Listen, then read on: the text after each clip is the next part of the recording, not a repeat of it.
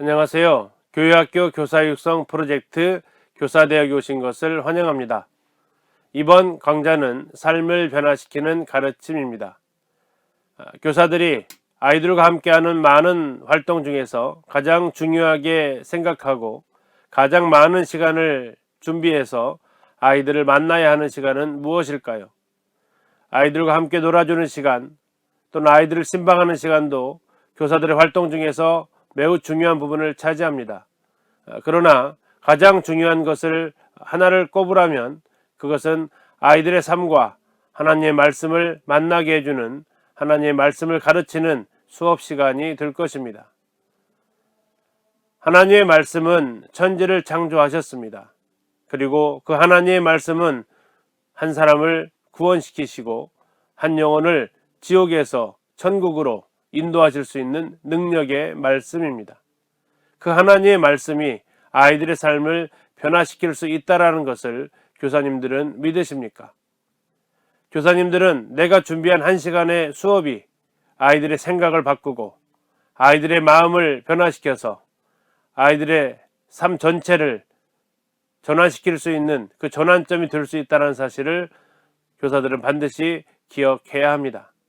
그러한 기대감 없이 수업을 준비하고 수업을 하게 되면 아이들은 그저 한 시간 성경 이야기를 듣고 끝나는 시간이 되어질 것입니다. 이번 삶을 변화시키는 가르침 강좌에서는 어떻게 하나님의 말씀을 준비해서 아이들에게 가르침으로 아이들의 생각이 바뀌고 또 아이들의 마음이 변화되어져서 결국 그것이 행동으로 더 나아가서 삶에 영향을 주는 가르침이 될 수 있는지를 같이 살펴보는 시간을 갖고자 합니다. 오늘은 그 첫 번째 시간으로 가르침의 중요성을 생각해 보려고 합니다. 우리 교사님들 한번 생각해 보시면 좋겠습니다. 한 시간의 가르침을 통해서 아이들의 삶이 바뀔 수 있을까요? 한 시간의 수업을 통해서 아이들의 삶이 변화되는 일이 일어날 수 있을까요? 네, 그렇습니다. 그것이 가능하기 때문에 우리는 한 시간 하나님의 말씀을 아이들에게 전하는 그 시간이 우리에게는 매우 중요한 시간이 되는 것입니다. 어쩌면 우리는 그 많은 시간을 아이들의 말씀을 가르쳤지만 그 말씀이 어떠한 말씀이 아이들의 생각과 마음을 바꿔서 가치관을 바꾸어 놓을지 우리는 생각을 할 수 있게 되는 것입니다. 우리 교사님들의 삶을 변화시켰던 하나님의 말씀은 어떠한 말씀입니까? 하나님의 말씀이 우리 교사님들의 마음을 바꿔놓고 하나님의 말씀이 우리 교사님들의 삶을 변화시켰던 것은 어떠한 것이 있습니까? 우리는 그 가르침을 통해서 내 가치관이 바뀌어서 내 삶이 변화되어지는 그러한 시간을 경험하셨을 것입니다. 그리고 그 시간을 우리가 잘 알고 있기에 그 시간에 우리 아이들도 그런 일들이 일어나기를 기대하게 되는 것입니다. 먼저 제 간증부터 잠시 드리고자 합니다. 제 삶의 전환점을 가져왔던 한 말씀을 꼽으라고 하면 저는 주저없이 로마서 2장 21절 말씀을 이야기하곤 합니다. 다른 사람을 가르치는 네가 내 자신은 가르치지 아니하느냐.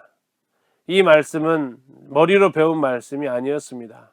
이 말씀은 제 온몸으로 주님께로부터 배웠던 말씀입니다. 제가 지금 섬기고 있는 전주 기린로 교회에 오기 전에 저는 시골 교회에서 하나님을 섬겼습니다. 그리고 결혼을 하게 되면서 이곳 전주로 오게 되었습니다. 그리고 제가 몸담고 있는 기린로 교회에 와서 저는 교회학교를 또 다시 시작할 수 있었습니다. 교회학교를 시작하면서 제일 먼저 했던 것은 교회학교의 현 실태를 파악하는 것이었습니다. 교회학교의 현 상황을 파악하면서 제일 먼저 제가 역점을 기울였던 부분은 교사들을 양육하는 부분이었습니다. 교육의 질은 교사의 수준을 넘어설 수 없기 때문에 제가 몸담고 있는 교회가 교회 학교가 성장하기 위해서는 교사들의 수준이 향상되어야만 했다라고 판단했기 때문입니다. 그래서 먼저 모든 교사들이 필수적으로 공부해야 될 그 요소를 12가지 요소를 정해서 그 12가지를 다음 해에 가르칠 준비를 하게 되었습니다. 그런데 우리 교사님들 다 잘 아시죠? 교회학교 교사들은 교회에 제일 먼저 오고 또 가장 많은 활동을 하면서 가장 늦은 시간까지 교회학교에 머물게 됩니다. 그래서 주일날은 어쩌면 교사들에게서는 제일 피곤한 날이기도 하죠. 그런 가운데 제가 다음 해부터 주일날 오후 시간을 이용해서 한 달에 2번 2시간씩 교육을 준비를 하고 있었던 것입니다. 그 이야기를 듣고 교회학교를 하고 있던 교사들에게서는 여러 반응이 나타났습니다. 그 중에 안타까운 것 중에 하나가 내년에는 교회학교를 쉬겠다는 의견이었습니다. 그 이유를 깊이 들어보았더니 그렇지 않아도 힘들고 피곤한데 쉴 수 있는 오후 시간을 한 달에 2번이나 교사 교육을 해야 된다는 그것이 너무나도 부담이 되었다는 것이었습니다. 그 이야기는 교회 인도자들에게 전달이 되었고 그 인도자께서는 저에게 찾아오셔서 내년에 교사 교육 프로그램을 잠시 중단하면 좋겠다라고 말씀을 하셨습니다. 저는 아직 계획만 세웠지 교사들을 가르쳐 본 적도 없었는데 그 뜻을 접어야만 했습니다. 그리고 그 뜻을 접는 것은 앞으로 제가 기린노교회 교회학교 사역을 어떻게 해야 될지에 대해서 방향을 잃는 것과 같다는 생각을 하게 되었습니다. 때로는 실망되어지기도 했고 하나님 앞에서 참 불평하기도 했었습니다. 그러던 순간에 그것이 저에게 어떠한 스트레스가 되었는지는 모르겠지만 제가 3, 4일 정도 심하게 알아눕는 일이 벌어졌습니다. 평소 잘 아프지 않았던 체질이었는데 정말 일어나지도 못하고 음식을 거의 먹지도 못하는 제 평생에 그렇게 아파본 적이 별로 없었습니다. 시간이 지나면 낫겠지 했지만 시간이 지나도 약을 먹어도 병에는 호전이 없었습니다. 이건 아마도 하나님께서 나에게 무슨 말씀을 하시고 싶은가 보다라는 생각을 하게 되었고 저는 엎드려서 하나님의 말씀을 펴게 되었습니다. 도저히 앉아서 성경을 볼 수 없었기 때문에 엎드려서라도 성경을 보아야 했습니다. 그때 폈던 말씀이 로마서 말씀이었고 로마서를 한 절 한 절 읽어나가게 되었습니다. 그리고 2장 21절에서 하나님께서 저에게 말씀하시는 그 음성을 듣게 되었습니다. 다른 사람을 가르치는 네가 내 자신은 가르치지 아니하느냐. 그 음성은 저에게 큰 충격으로 다가왔습니다. 이어서 하나님께서는 제 심령에 제 마음속에 이렇게 말씀하셨습니다. 너는 지금 교회학교 교사들을 가르칠 계획을 많이 세운 것 같은데 너 자신을 위해서는 너 자신의 성장을 위해서는 무슨 계획을 세웠느냐고 주님은 저에게 물으셨습니다. 교사들이 변화되지 않는 것을 안타까워하는 너는 내 자신이 변화되지 않는 것에 대해서는 어떠한 아픔을 느끼고 있느냐고 주님은 저에게 물으셨습니다. 다른 사람을 가르치는 사람은 너 자신부터 가르쳐야 되는 것이 하냐고 주님은 저에게 강하게 말씀을 하셨습니다. 그때 그 음성을 지금도 생생히 기억합니다. 저는 몸을 추스려서 무릎을 꿇었습니다. 아니 무릎을 꿇고 엎드렸습니다. 주님 제가 잘못했습니다. 다른 사람을 가르치려고만 계획을 세웠지 제 자신을 가르치기 위해서는 아무 계획도 세우지 못했음을 인정할 수밖에 없었습니다. 주님 앞에 회개를 했습니다. 그리고 가르치려는 계획을 내려놓는 그 불평을 다 내려놓을 수 있었습니다.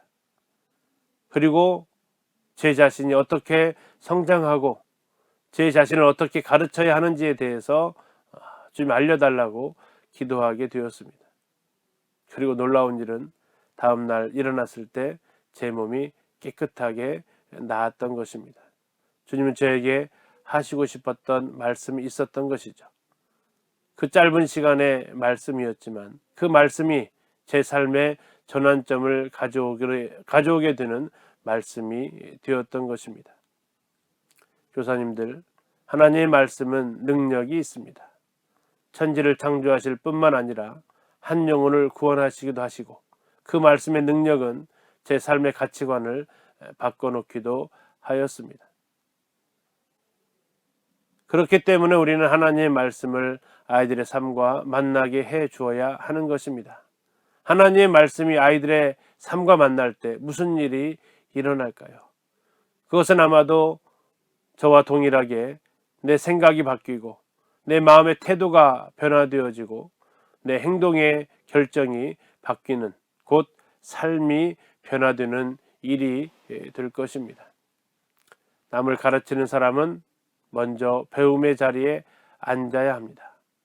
다른 사람을 가르치면서 내가 배우지 아니하면 다른 사람을 가르치는 일을 이제 멈추어야 한다고 하워드 핸드릭스 박사는 이야기하고 있습니다.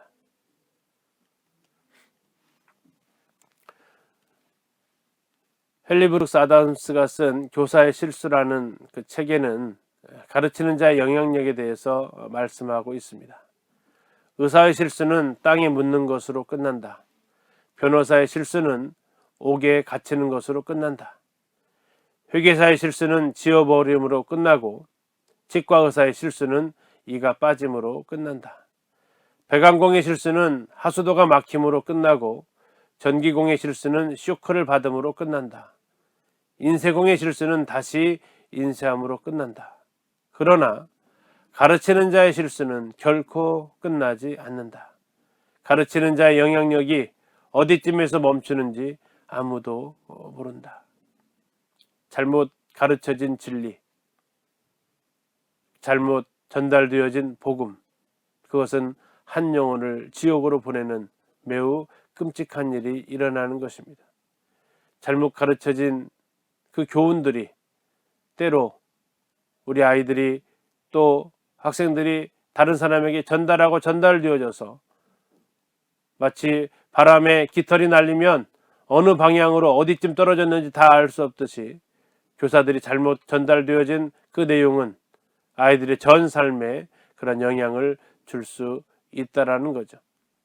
혹 우리 교사님들도 그런 경험 있지 않으십니까? 아, 내가 잘못 가르쳤다. 아, 내가 그때 잘못 알고 잘못 말해줬다 하는 그런 순간들이 있을 것입니다. 그러나 그것을 다 수습하기는 쉽지 않은 것이죠.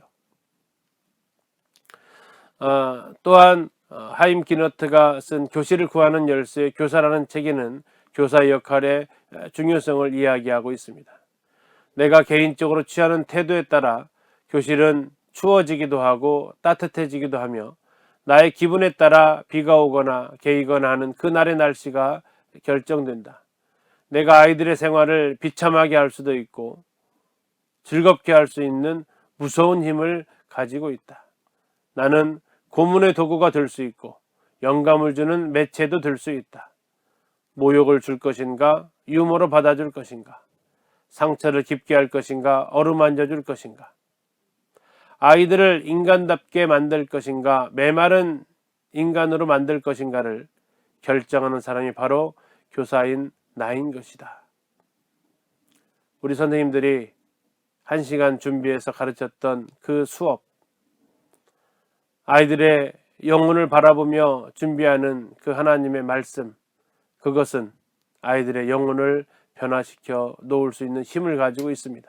그러나 때로는 준비되지 않은 가르침이, 때로는 잘못 전달된 가르침이 아이들을 잘못된 길로 인도할 수 있다는 것도 우리는 기억해야 합니다. 교사에 따라서 아이들의 삶의 수준이 달라지고 행복의 수준이 달라질 수 있다는 것, 이것이 바로 교사가 가지고 있는 중요한 역할이 될 수 있겠습니다. 성경은 그래서 가르침의 중요성에 대해서 여러 군데에서 말씀을 하고 계십니다. 잠언 22장 6절에서 마땅히 행할 길을 아이에게 가르치라. 그리하면 늙어도 그것을 떠나지 아니하리라 말씀하셨습니다. 우리가 아이들에게 가르쳐야 하는 것은 무엇입니까? 그것은 마땅히 행할 것이어야 합니다. 그것은 선택사항이 아니고 필수적인 내용을 가르쳐서 우리 아이들이 당연하게 마땅히 행해야 될 것들을 가르쳐 주어야 합니다. 두 번째, 그것의 유효기간은 언제까지입니까? 그것은 1시간의 수업을 위한 것이 아닙니다. 그것은 아이들이 늙어서도 그 하나님의 말씀의 가르침을 떠나지 아니하는 말씀이 되어야 합니다. 우리말에 3살 버릇 80 간다라는 말씀이 있죠. 어렸을 때의 가르침이 평생 간다라는 것입니다. 중요한 것은 어렸을 때 그 가르침이 습관이 되도록 하면, 버릇이 되도록 하면 그것은 늙어서도 떠나지 않게 되지만, 그냥 한 귀로 듣고 한 귀로 흘려버리는 가르침이 된다면 그것은 아이들의 삶에 전혀 영향을 끼칠 수 없을 것입니다. 마땅히 행할 길, 아이에서부터 학생들에게 잘 가르쳐야 됩니다. 그리고 그것은 아이의 평생을 내다보는 가르침이어야 합니다. 그것은 학생들의 영혼을 내다보는 가르침이어야 합니다. 그리고 그 가르침이 아이들의 평생에 그 곁을 떠나지 아니하는 가르침이 되어야 하는 것입니다. 사도 바울은 에베소의 사역을 추억하면서 에베소 장로들에게 이렇게 이야기합니다. 유익한 것은 무엇이든지 공중 앞에서나 각 집에서나 거리낌 없이 여러분에게 전하고 가르쳤다라고 이야기합니다. 가르침에는 따로 장소가 구분되어지지 않습니다. 가르침에는 따로 시간이 구분되어지지 않습니다. 여러 사람 앞에서 가르치는 시간도 있겠지만 각각의 개인을 찾아가서 가르치는 가르침의 시간도 있는 것입니다. 주일날 가르치는 가르침이 있기도 하겠지만 평일에 아이들을 만나서 하는 그 가르침도 있는 것입니다. 사도 바울은 에베소에서 사역을 하면서 모든 사람들이 오침을 즐기는 그 시간에 따로 두란노 서원에서 사람들에게 하나님의 말씀을 2년간 가르쳤다라고 고백을 하고 있습니다. 시간을 가리지 않고 장소를 가리지 않고 그가 하나님의 말씀을 전하고 가르친 이유가 무엇일까요? 사람을 변화시키는 힘은 하나님의 말씀에 있기 때문입니다. 사람은 사람을 변화시킬 수 없습니다. 오직 사람을 창조하신 하나님의 말씀만이 사람을 변화시킬 수 있기에 우리는 우리 아이들에게 유익한 것은 무엇이든지 장소 불문하고 시간 불문하고 아이들에게 전하고 가르치는 일을 해야 됩니다. 그 중에 그 어느 한 말씀이 아이들의 삶을 변화시킬 수 있기 때문에 그렇습니다. 그렇게 하기 위해서 우리는 먼저 교사들이 배우고 확신한 일에 거하셔야 합니다. 가르침의 자리에 서기 전에 배움의 자리에 앉으십시오. 내가 확신하지 못한 일은 확신 있게 가르치지 못하는 것입니다. 그리고 내가 정말 확신한 일은 확신에 찬 표정으로, 확신에 찬 말로 정확하게 전달하시기를 바랍니다. 그것은 내 배움이 얼마나 철저했는지에 따라서 달라지게 될 것입니다.